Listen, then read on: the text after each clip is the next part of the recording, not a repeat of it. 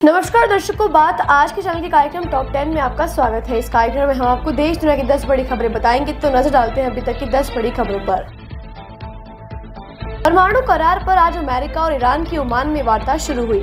अस्थिरता और संघर्ष से गुजर रहे मध्य पूर्व में शांति के लिए ये वार्ता काफी अहम मानी जा रही है। ये वार्ता इसलिए भी खास है क्योंकि अमेरिकी राष्ट्रपति ट्रंप ने कहा है कि बातचीत सफल नहीं होने पर वे ईरान पर बम गिराने का आदेश दे देंगे। एक नए परमाणु डील पर पहुंचने के लिए करीब एक दशक के बाद दोनों देशों के बीच ये पहली बार सीधी वार्ता हो रही है। यह डील स्वीकार करने के लिए ट्रंप ने ईरान को 2 महीने का समय दिया है। इस डील के तहत ईरान को अपने परमाणु कार्यक्रम को बंद करना होगा। ट्रंप ने धमकी दी है कि अगर ये वार्ता सफल नहीं होती है तो ईरान के परमाणु संयंत्र पर हमला कर देंगे।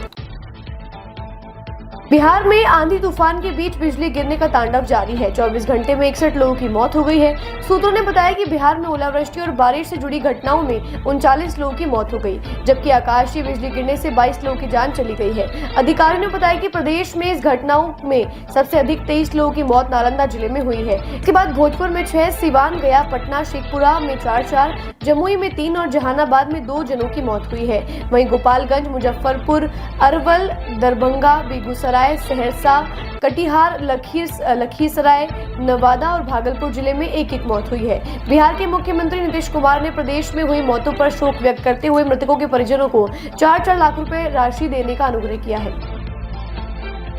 तेलंगाना और छत्तीसगढ़ में कई नक्सलियों ने शुक्रवार को पुलिस के सामने सरेंडर कर दिया है। छत्तीसगढ़ में 5, तेलंगाना में 22 माओवादियों ने शुक्रवार दोपहर बाद सरेंडर कर दिया है।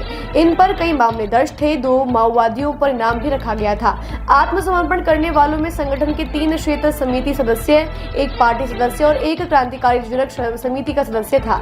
सभी नक्सलियों ने पुलिस के सामने अपने हथियार भी त्याग दिए। नक्सली लिमचू वदड़ा पर 1 लाख रुपए और सुक्खू नुरेटी पर 2 लाख रुपए का इनाम घोषित था। आत्मसमर्पण करने वाले नक्सली नारायणपुर जिले के कुतुल एरिया कमेटी के अंतर्गत परलकोट LOS में सक्रिय थे। पश्चिम बंगाल में वक्फ विधेयक संशोधन एक्ट कानून के खिलाफ चल रहे विरोध प्रदर्शन के दौरान शुक्रवार को एक बार फिर हिंसा भड़क गई। उपद्रवियों ने BDO कार्यालय में जमकर तोड़फोड़ की।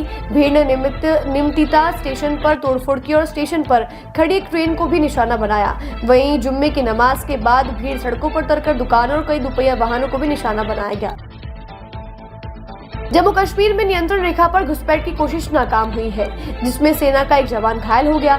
सेना के अधिकारियों ने बताया कि सीमा की सुरक्षा कर रहे जवानों को अखनूर सेक्टर के केरी बटल इलाके में आतंकवादियों के एक समूह की जानकारी मिली थी, जिसके बाद मुठभेड़ शुरू हो गई। जवानों ने पूरे क्षेत्र को घेर लिया और अतिरिक्त बल भी बुला लिया गया। इसी गोलीबारी में सेना का एक जवान घायल हो गया, जिसे सेना के अस्पताल में भर्ती करा दिया गया है, जहाँ उसकी हालत स्थिर बताई जा रही है। सेना के जवानों ने पूरे अखनूर में सर्च ऑपरेशन शुरू कर दिया है। मुख्य चुनाव आयुक्त ज्ञानेश कुमार अपने 3 दिवसीय दौरे पर कल देर शाम रांची पहुंचे। यहां पहुंचते उन्हें राज्य के कई शीर्ष अधिकारियों से मुलाकात की। मुख्य चुनाव आयुक्त आज 55 स्वयंसेवकों से बातचीत करेंगे, जिन्होंने लोकसभा और विधानसभा में भाग लिया था। पांडे ने कहा, इन स्वयंसेवकों ने पिछले चुनावों में महत्वपूर्ण भूमिका निभाई थी। झारखंड के चुनाव अधिकारी रवि कुमार ने बताया कि ज्ञानेश पांडे रविवार को बूथ स्तरीय अधिकारियों से मिलेंगे और उन्हें चुनाव में मतदान प्रतिशत बढ़ाने के लिए कुछ गाइडलाइन जारी करेंगे। कांगो के संघर्ष प्रभावित पूर्वी क्षेत्र में चरमपंथियों के साथ भीषण लड़ाई के बाद कांगो की सेना ने इस्लामिक स्टेट से जुड़े विद्रोहियों के कब्जे से 41 बंधकों को मुक्त करा लिया है। उत्तर किवू प्रांत में सैन्य प्रवक्ता मार्क हजुके ने बताया कि 13 महिलाओं और कई विदेशी नागरिकों सहित 41 बंधकों को पड़ोसी देश उगांडा के सैनिकों के साथ एक संयुक्त सैन्य अभियान में लुबेरी और बेनी क्षेत्रों से विद्रोही संगठन एलाइड डेमोक्रेटिक फोर्सेस के कब्जे से रिहा किए गए हैं।